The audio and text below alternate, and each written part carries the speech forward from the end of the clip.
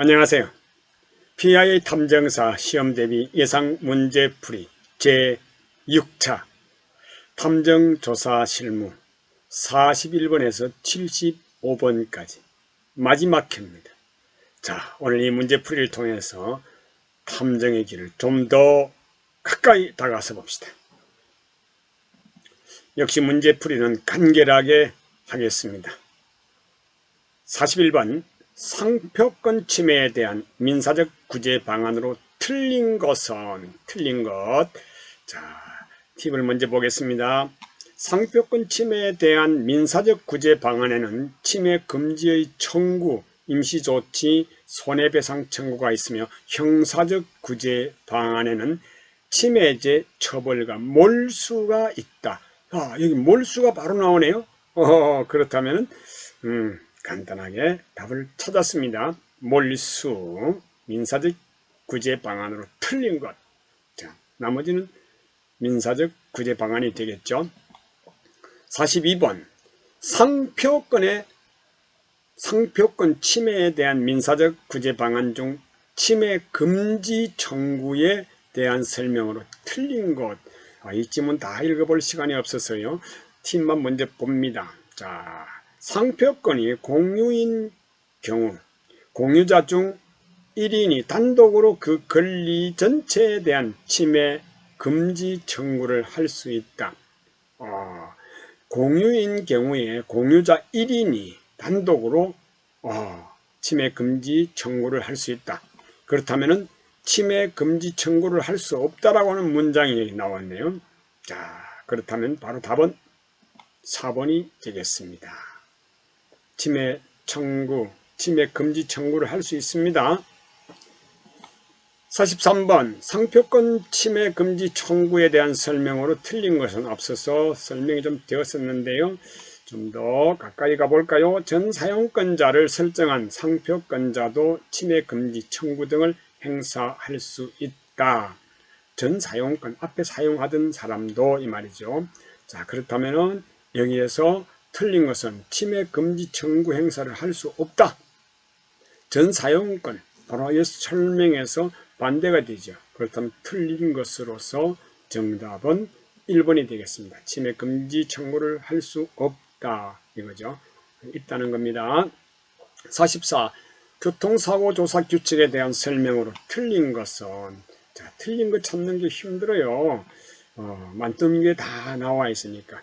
자, 교통사고란 차의 교통으로 인하여 사람을 사상하거나 다치게 하거나 또는 죽게 하거나 물건을 손괴한 것을 말한다. 그런데 여기서 손괴를 제외한 사람을 사상한 것을 말한다. 이 말이 안 되네요. 그죠? 자, 교통사고란 차의 교통으로 인하여 물건 손괴를 제외한, 여기서 물건 손괴도 포함되는 겁니다. 그래서 여기서 틀린 답으로 2번이 되겠습니다. 자, 45번 하나 빠진 것 같아요. 자, 2대 이상의 차가 동일 방향으로 주행을 쫙 하다가 앞뒤차가 꽝 이렇게 부딪혔어요. 충격했어요. 이것을 뭐라고 하는가? 자, 추돌 부딪혔다 이 말이죠. 자, 2대 이상의 자동차가 동일한 방향으로 주행 중에 앞뒤차가 앞뒤차의 전면과 앞차의 후면을 바로 탁 부딪힌 것을 말한다. 그래서 여기서는 바로 추돌이 되겠습니다. 답은 2번. 46번. 번호가 이렇게 막 띄었을까요? 중간에 제가 빠져트렸나? 잘못 기재했나요? 자, 다음 중 전복 이런 말 많이 쓰죠. 교통사고에서 대한 설명으로 옳은 것입니다. 오랜만에 옳은 것을 찾아보는 건데요. 자, 전도란 자동차가 주행 중 도로 또는 도로 위의 장소에서 차체 측면이 지면에 접하고 있는 상태를 말한다. 지면에 접하고 있다. 자체가 이렇게 지면에 닿아 있다. 이 말인데, 야, 이거 전도. 자, 여기서 맞는 말은 차체의 측면이 지면에 접하고 있는 상태를 말한다. 자, 우선 3번이 되겠죠. 다시 한번 읽어볼까요? 자동차 주행 중 도로 또는 도로 이외의 장소에 차체의 측면이 지면에 접하고 있는 상태를 말한다. 차가 이렇게 넘어졌거나 아니면 어디 가서 부딪혔거나 이럴 때 전도되었다라고 하죠. 자, 다음 A란 차의 급제동으로 인해서 타이어의 회전이 정지된 상태에서 노면에 미끄러져서 생긴 타이어의 마모 흔적, 활주 흔적을 말한다. 자, 여기서 마모 흔적과 활주 흔적을 말하는데 이 안에 들어갈 게 뭘까? 이제 감이 좀 잡혀요? 쭉 미끄러져 간 것 같아요. 스키드 마크. 바로 스키를 탄 것 같은 그런 기분이 좀 들잖아요. 자, 차의 급제동으로 인해서 타이어의 회전이 정지된 상태에서 노면에 미끄러져서 생긴 타이어 마모 또는 흔적, 그리고 활주 흔적을 말한다. 그렇다면 답은 스키드 마크죠. 자, 다음은 49번 B란 가로 안을 말합니다. 급핸들 등으로 인하여 차의 바퀴가 돌면서 차축하고 차축과 평행하여 옆으로 쭉 미끄러져간 타이어의 마모 흔적을 말한다. B에 들어갈 말은 앞서서는 뭡니까? 쭉 가다가 브레이크 밟았을 때 쭉 미끄럼 타고 간 것이고, 이번에는 자동차 자체가 차체가 틀어져 가지고 쭉 미끌려 간 거죠. 이것을 보고 요 마크라고 합니다. 요 마크. 급핸들 등으로 인해서 차의 바퀴가 돌면서 차축과 평행하게 옆으로 미끄러져서 쫙 타이어의 마모 흔적이 나타난 것을 말한다. 자, 답은 요 마크 1번입니다. 자, 다음 교통사고 현장의 사진 촬영 요령으로 틀린 것은 교통사고가 났을 때 사진 촬영, 여기에 있는 것을 잘 읽어보시면요, 어떤 방식으로 내가 촬영해야 되는가 답이 다 나와 있습니다. 그런데 여기서 틀리게 된 답이 하나 있어요. 그게 뭐냐면은 사고 현장에 대한 사진 촬영을 할 때는 사고 지점 등 좁은 범위 내에 그 크기에 그치지 말고 그 주변까지도, 또는 지리적 상황, 교통 안전 시설, 그리고 좌우의 시야 상황, 그리고 그 밖의 특정물을 포함하여 다각적으로 촬영해야 한다. 자, 그런데 여기 다 읽어보면 다 답이고요. 여기서 틀린 것으로는 바로 뭡니까? 교통안전시설 등 다각적 촬영을 지향하고, 지향이라는 것은 이거 말이 그것을 지향이 아닙니다. 여기서 지향하고 사고 지점에 한정하여 어느 정도 자기 딱 구역을 정하고 넓게 촬영하지 말아야 합니다. 다각적으로 촬영하지 말고 사고 지점에 한정해서 거기만 딱 촬영하라 이 말인데, 이것은 밑에 팁에서 보면 완전히 틀린 것이죠. 자, 답은 3번이 되겠고요. 다음 중 화재 현장 검증 순서로 잘못된 것은, 화재 현장, 이거요, 우리가 일반적으로 화재 검증하는 것은 뭐 과학 수사팀들이 주로 가는 것인데, 그냥 우리가 상식적으로 알아두게 되면 탐정으로서도 척하면 삼척이라고, 이런 때는 이렇게 조사를 해야 돼 하는 것 정도는 알아야 되겠죠. 화재 현장 검증은 전체에서 부분으로 실시해 나가는 기법을 써야 된다는 것. 자, 여기서 전체에서 틀린 것이 뭡니까? 부분에서 전체로 했으니까 이 말과 배치되네요. 그죠? 그래서 틀린 답으로 부분에서 전체로 실시하는 것은 아니다 이 말이죠. 자, 화재 조사에서 증거물 수집 방법으로 잘못된 것은, 화재 현장에서 증거물을 수집할 때 잘못된 것은, 자, 이거 잘 봐두세요. 증거물을 수집할 때는 휘발성이 높은 것에서부터서 낮은 순서로 진행하는 것이 좋다. 불에 잘 탈 것 같은 그런 휘발성이 높은 것에서부터서 낮은 것으로부터, 왜? 그게 어디서 발화가 되었는가, 발화의 정도가 어느 정도인가, 진행 방안, 이런 것들이 나오잖아요. 그래서 휘발성이 높은 것에서부터 낮은 것으로. 여기서 답이 잘못된 것은 높은 순서로 해야 된다. 휘발성이 낮은 것에서 높은 순서로 했으니까 이 말과 배치되죠. 휘발성이 높은 것에서 낮은 쪽으로 진행해야 되는데 잘못 기술되어 있으니까 답은 1번이 됩니다. 자, 54번 화재 조사 증거물의 수집 또는 포장 등에 관한 설명으로 잘못된 것은, 또 잘못된 것입니다. 자, 여기서 팁을 먼저 보면요, 증거물의 포장은 자, 보호 상자를 사용하여 개별 포장함을 원칙으로 한다. 저 이거 막 증거물을 해서 주워 담아가지고 박스에다 그냥 넣었다. 이거 증거물 자체가 이렇게 훼손될 수도 있고 또 아주 중요한 지문 같은 이런 것들도 뭉개질 수가 있잖아요. 자, 그래서 여기서 틀린 답이니까요. 잘못된 것이니까 자, 증거물 포장은 분실 방지를 위해서 보호 상자를 사용하여 증거물 전체를 동일한 상자에 집어넣는다. 포장을 한다. 이거는 틀린 것입니다. 여기서 뭡니까? 개별 포장함을 원칙으로 한다. 자, 그럼 답은 2번이 되겠고요. 55번 화재조사 용어 중 잔가율에 대한 설명으로 옳은 것은 잔가율이란 무슨 뜻인가? 잔가율이란 화재 당시의 피해물의 재구입비에 대한 현재가의 비율을 말한다. 만약에 손해배상이라든지 아니면 손해배상이 아니라 그 손해를 추정한다든지 라고 할 때 그 가격을 어떻게 산정할 것인가? 피해 물품 재구입할 때 현재가 비율을 한다. 자, 여기에 답은 현재가의 비율로 한다. 이 말이 정답입니다. 56번 다음 중 화재 증거물에 대한 유의사항으로 옳지 않은 것은 자, 화재 증거물에 대한 유의사항입니다. 앞서서 약간 언급이 좀 됐어요. 개별 포장한다는 이런 것도. 자, 화재 증거물을 획득한 때에는 증거물의 오염, 훼손, 변형되지 않도록 적절한 장비를 사용하여야 하며 방법의 신뢰성이 유지되어야 한다. 자, 여기서 틀린 것은 어떤 것일까요? 자, 여기서 사자의 신체, 조사자의 신체만을 사용하여야 한다. 이 말이 안 되죠. 제가 표현을 잘못했습니다. 화재 증거물을 획득할 때는 증거물의 오염, 훼손, 변형되지 않도록 조사자의 신체만을 사용해야 된다. 이거 말이 안 되잖아요. 그래서 이것은 변형되지 않도록 적절한 장비를 사용해야 되는데 자기 손으로 만지고 장갑을 꼈다 하더라도 자기 손으로 한다. 이것만 생각해서 되는 게 아니고 아주 적절한 장비를 사용해야 된다는 것입니다. 이게 틀린 답이네요.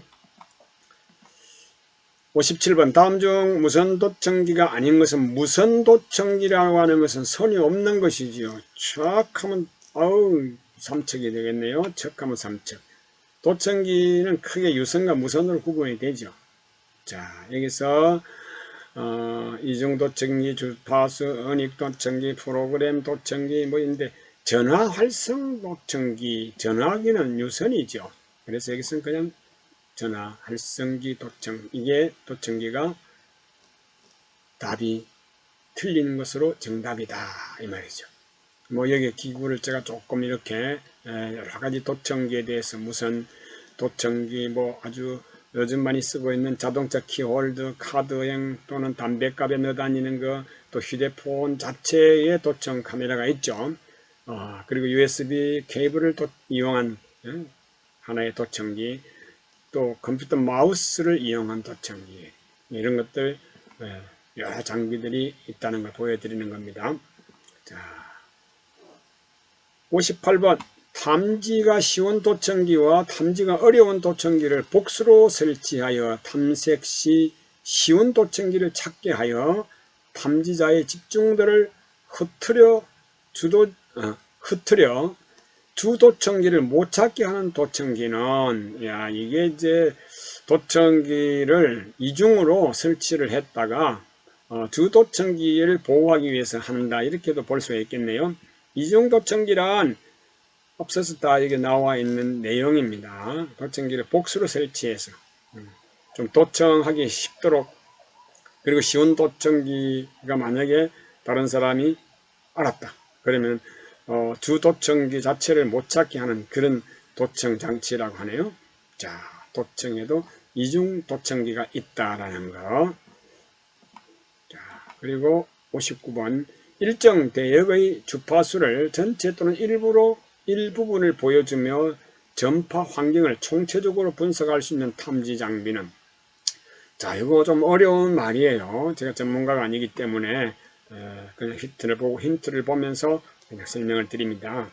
스펙트럼 분석기는 일정 대역의 주파수를 전체 또는 일부분을 보여주며 전파 환경을 총체적으로 분석할 수 있는 탐지하는 장비다. 여기서 정답은 바로 이것을 설명한 장비는 스펙트럼 분석기라는 것. 60번 다음 중 성전식 도청기에 대한 설명으로 옳은 것은, 우리가 전문가가 아니다 보니까 새로운 용어를 듣는 것 같아요. 자, 성전식 도청기는 무엇일까? 한번 설명을, 여기 중에 옳은 것입니다. 바로 성전기 도청기란 일반 전기선의 음성을 저주파로 보내는 방식으로, 즉 전기선은 항상 외부로 노출되어 있기 때문에 이게 도청이 좀 간편하다는 겁니다. 자, 그렇다면 이것을 그대로 설명한 것이 뭐예요? 일반 전기선의 음성을 저주파로 보내는 방식으로 전기선은 외부 노출되어 있어서 도청이 간편하다. 이게 바로 성전식 도청기다. 성전식 도청기, 전화선에 물려서 하는 것 같아요. 자, 61번 연료 또는 배터리를 활용하여 드론 조종사가 원하는 동력을 또는 추력을 얻는 조종 장치를 뭐라고 하는가? 동력과 팍 튀어나가는, 날아가는 추력. 자, 이것을 뭐라고 하는가? 드론 전문가가 아니고서는 상당히 어려운 문제인데요. 어차피 우리가 시험에 응할 때는 자세히 읽어보고 이게 정답이구나 하고 이렇게 알아두는 것이 좋겠죠. 저 역시 이거 뭐 다 몰라요. 하지만 문제가 나왔으니까 한번 짚어봅니다. 자, 연료 또는 배터리를 활용하여 조종사가 원하는 61번 연료 또는 배터리를 활용하여 드론 조종사가 원하는 동력 또는 추력을 얻는 조종 장치를 무엇이라고 하는가? 자, 여기에서요. 자, 연료 또는 배터리를 활용하여 조종사가 원하는 동력 또는 추력을 얻는 조종 장치를 스로틀이라고 한다. 그럼 정답이 바로 나와 있네요. 스로틀. 스로틀 1번이 됩니다. 62번 드론에서 동력을 이용하여 전진 또는 후진을 할 수 있도록 추력을 얻는 조종 장치를 무엇이라고 하는가? 저도 이 드론을 제법 오랫동안 만지고 또 조종도 해보고 했는데 막상 이렇게 문제 형태로 해서 전문적인 용어를 얘기하니까 캄캄하네요. 자, 그래도 한번 팁을 통해서 한번 알아봅시다. 드론에서 동력을 이용하여 전진 및 후진을 할 수 있도록 추력을 얻는 조종 장치를 엘리베이터라고 한다. 우리가 그냥 아파트나 빌딩의 엘리베이터만 생각하지 마시고 드론에서도 이렇게 올리고 내리고 하는, 이렇게 쫙, 바로 엘리베이터라고 합니다. 정답은 엘리베이터. 이거는 좀 재미있게 이해가 되네요. 자, 그리고 드론에서 좌 또는 우로 수평 비행을 할 수 있도록 추력을 얻는 조종 장치를 뭐라고 하는가? 자, 수평으로 하는 것. 이거 바로 그냥 에일러론. 바로 드론에서 좌 또는 우로 수평 비행을 할 수 있도록 추력을 얻는 조종 장치를 에일러론이라고 한다. 에일러론. 여기 바로 나와 있네요. 에일러론. 자, 외워두세요. 그게 제일 상책입니다. 바로 공기를 타고 다닌다 이렇게 생각할까요? 수평으로. 자, 에일러론. 발음 잘 안 되네. 자, 드론에서 조종 키와 그 기능에 대한 연결로 옳은 것은, 자, 드론 조종 키와 자, 스로틀, 즉 상승 및 하강. 스로틀은 이걸 쫙 올리고 내리고 하는 상승 하강 하는 하나의 리더로 보면 되겠죠. 자, 여기 답이 바로 그냥 스로틀 상승 및 하강이 나와 있고, 리더 전진 및 후진. 자, 이거 이제 다른 건 다 틀리니까 헷갈려요. 그래서 여기서 바로 맞는 것을 찾는 것이니까 스로틀은 상승 하강. 다른 거 읽어보게 되면 막 헷갈리게 됩니다. 아까 우리가 엘리베이터 뭡니까? 바로 위로 쫙 올라갔다가 내려갔다 이런다 했는데 여기 조금만 좌우측 하면 헷갈려요. 자, 스로틀이 상승과 하강을 말합니다. 하강을 조정하는 것이겠죠. 65번 드론 촬영에서 드론이 피사체를 중심으로 멀어지면서 상승하여 피사체와 배경을 촬영하는 기법은, 자, 이게 무슨 기법일까요? 팁을 봅니다. 드론이 피사체를 중심으로 멀어지면서 상승하여 피사체와 배경을 촬영하는 기법이다. 무슨 기법? 드론이 비행이 있어요? 있네, 여기. 드론이 비행. 답은 2번이 되겠습니다. 66번. 이동하는 피사체를 중심으로 드론이 계속 따라가며 촬영하는 비행으로 이동 피사체를 설정 후에 구역 내 피사체의 이동 경로를 따라 비행하는 방법은, 이거 아주 재미있어요. 이거 해보면요. 자, 따라가며 촬영, follow shot. 이 비행이란 이동하는 피사체를 중심으로 드론이 계속 따라가면서 촬영하는 비행으로 이동 피사체를 설정 후에 구역 내의 피사체의 이동 경로를 따라서 비행하는 방법이다. 여기서 따라가며 촬영, 우리말로 아주 편하게 정리가 되어 있네요. 자, 따라가며 촬영 정답입니다. 이는 옳은 답을 말합니다. 자, 정지된 피사체를 중심으로 해서 카메라를 90도 각도로 아래 방향으로 보게 한 상태에서 스로틀 키를 상승 또는 하강시키면서 리더의 키를 좌우로 조작하여 드론을 회전시키면서 비행하는 조종술. 우리 공중에 드론을 띄워놓고 회전을 하면서 촬영하는 그런 기법입니다. 자, 이게 무슨 기법일까요? 자, 수직 회전 촬영이란 이런 촬영 비행이란 정지된 피사체를 중심으로 카메라를 90도 각도로 아래 방향으로 보게 한 상태에서 스로틀 키를 상승 또는 하강시키면서 리드 키를 좌 또는 우로 조작하여 드론을 회전시키면서 비행하는 것을 말합니다. 여기서 수직 회전 촬영이라는 겁니다. 자, 이렇게 이해를, 문제 자체가 벌써 90도 나오니까 거기서 상승 또는 좌우 이렇게 돌면서 하는 거니까 수직 회전 촬영 기법. 3번입니다. 자, 드론 촬영 기법 중 피사체의 건설 과정을 촬영하는 비행기 기법, 비행 기법은 옳은 것은, 건설 현장, 요즘은 다양한 그런 상황에서 촬영을 합니다. 건설 현장이나 그다음 공연장이나 또는 여러 가지 경기장이나 이런 데서도 드론이 요즘은 촬영하게 되고, 또 아주 전체적으로 촬영하기가 참 좋아요. 이 기법은 무슨 기법을 쓰는가? 바로 공정 촬영이라고 봐야죠. 공사장이라고 생각하면 벌써 공정 과정을, 자, 공정 촬영 비행이란 피사체의 건설 과정을 촬영하는 비행 기법으로서 건설 중인 고정된 피사체를 중심으로 전진 비행이 기본이다. 여기 자세하게 설명이 나와 있는데요. 그렇다면 뭡니까? 공정 촬영이다. 자, 건설 과정이니까요. 공정 촬영.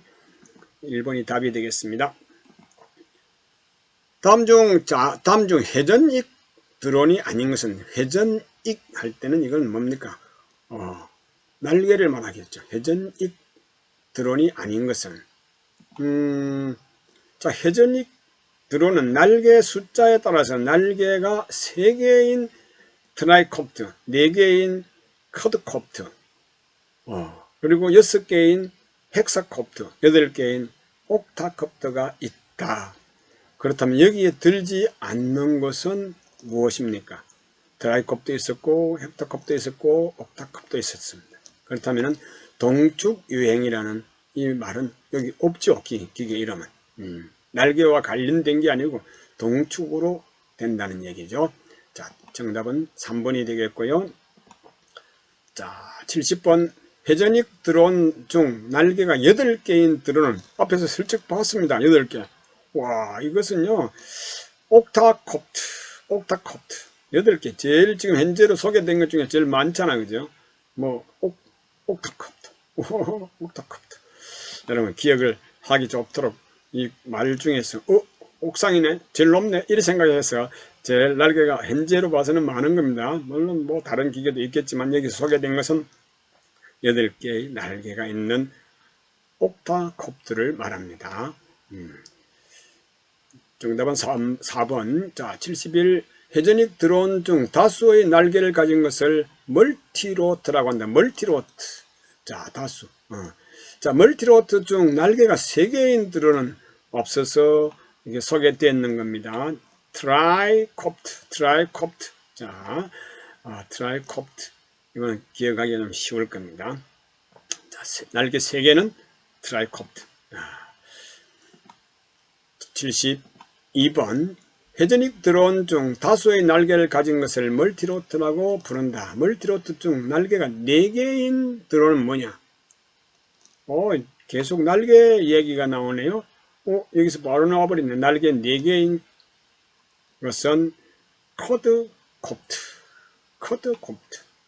자, 여기서 쿼드콥트 여기 나왔네요. 제가 조금 문제를 성급하게 팁을 보여드렸구만. 자, 쿼드콥트가 4개입니다. 4개. 뭐 이걸 커트라 해야 되나? 커트는 아니죠. 쿼드콥트. 자, 제가 발음 좀 어색하더라도 이 글자 보시면서 이해하시기 바랍니다. 자, 날개 4개는 쿼드콥트. 다음 중 회전익 드론에 대한 설명으로 설명이 잘못된 것은 이것도 제가 좀 어렵더라고요. 보니까 회전익 드론은 회전 날개의 모터, 축, 대각선 사이의 거리를 사용하여 기체의 크기를 구별하는 호칭이다. 아마 대각선 사이의 거리를 250 쿼드콥트란 할 때는 250 이게 축 대각선의 길이가 아닌가 싶어요. 저는 잘 모릅니다만 정답이 이거라서 그래요. 여기서 300이라는 말은 어디서 튀어나왔을까? 자, 그래서 기억을 잘 해두십시오. 이 축 대각선 사이의 거리를 사용해 가지고 그 거리를 기체의 이름으로 붙였다 이 뜻이거든요. 자, 다음 74번 다음 중 드론의 주요 구성 요소가 아닌 것은, 자, 여기서 주요 구성 요소입니다. 구성 요소. 이것은요 그냥 척하면 삼척이네요. 왜? 다른 것은 제어부, 센서부, 액추에이터, 통신부, 전원부 이런 건데 촬영부 자체는 구성이 아니고 기능부가 되겠죠. 그 기계의 구성. 그래서 답은 촬영부가 되겠습니다. 자, 75번 이제 마지막 문제네요. 오늘 드론에 관한 문제가 많이 나왔군요. 현 시대에 드론으로서 탐정 활동하는 사람들이 점점 늘어나게 되고 아주 드론을 활용해서 뭔가 탐사 또는 어떤 증거물을 또 아니면은 뭔가 그 가정을 이렇게 추적 조사하기가 아주 좋으니까 드론 기술도 익혀놓는 게 좋겠죠. 자, 드론의 구조에서 비행 컨트롤러에 대한 설명으로 틀린 것은, 자, 드론의 두뇌에 해당된다. 이거 맞는 것 같아요. 컨트롤러 하니까 목표하는 곳으로 비행할 수 있도록 연산을 수행하여 모터의 회전 속도를 변화시킨다. 이것도 맞는 것 같아요. 비행에 필요한 추진력을 발생시킨다. 이거는 조금 의심이 가는데요. 제어부와 센서부는 일반적으로 동일한 보드 위에 장착되어 제작된다. 이것도 그런 것 같아요. 미리 제가 해설을 내놨구나. 해설 좀 어려워요. 액추에이터는 시스템을 움직이거나 제어하는 데 사용하는 장치로 드론에서 프로시스 DC 모터 또는 전자 변속기 이래서 이걸 주로 사용한다 라고 하는데요. 제가 그렇게 이 부분에 가입지는 못합니다. 하지만 비행 컨트롤에 대한 상식적으로 볼 때 비행에 필요한 추진력 발생시키는 이것은 여기서 틀린 것으로 됩니다. 자, 그렇다면 정답은 3번이 되겠습니다. 여러분, 이 탐정 그 이론, 즉 관련법과 탐정 실무, 135문항쯤 됩니까? 이 많은 문항을 여러분들 함께 하면서 풀어봤습니다. 좀 부족한 것은 여러분들이 스스로 좋은 자료를 찾아서 익혀 두시기를 바랍니다. 자, 6차 마무리하겠습니다. 탐정조사 실무 75문제 풀이에서 여러분 탐정 사업에 확신이 생깁니까? 꼭 확신이 생겨서 탐정으로서 명탐정 그리고 탐정 사업가로서 어둡고 힘들고 약한 자들에게 좋은 큰 힘이 되는 탐정이 되기를 바랍니다. 여러분 모두가 다 탐정사 시험에 합격하시기를 기원합니다. 여러분 수고하셨습니다. 지금까지 KPI 탐정연구소 소장, 동의대학교 탐정과정 주임교수, 행정학 박사 여순모였습니다.